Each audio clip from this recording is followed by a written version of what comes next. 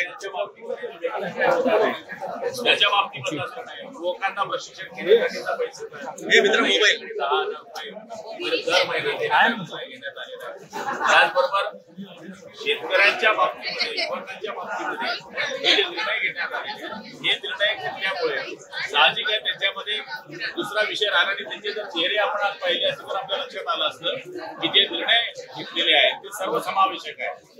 कोणत्याही घटकाला या निर्णयामध्ये समावेश केला नाही अशी टीका मला तरी असं वाटतं. याच्यामध्ये महिलेचा सन्मान, युवकांना या ठिकाणी प्रोत्साहन आणि शेतकऱ्यांना अनुदान अशा पद्धतीचा अर्थसंकल्प या ठिकाणी मांडण्यात आला.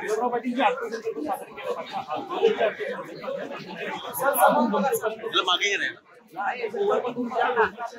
महिलांचा जर विषय आपण जर पाहिला तर 1 जुलै पासून लागू झाली होती. 1500 रुपये महिन्याच्या अकाउंट जाण्याकरता 1 जुलै पासूनच नियम झाले होते. आपण ते म्हणतात की जे सतत जे पैसे भेटतात ते मित्र मागच्या काळामध्ये नंबर वेगळे, आधार कार्ड लिंकिंग होत नव्हतं, त्यांच्या हाताचे कुठे ठसे त्या ठिकाणी येत नव्हते, त्यामुळे ते पैसे थांबले.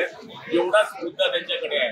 पण बाकी जर आपण हे काय पाहिले तर मला तरी असं वाटतं की संजय निराधारच्या बाबतीमध्ये हजारावरून जे 1500 रुपये करण्यात आले होते ते रेग्युलर आता सगळ्यांना भेटत आहेत.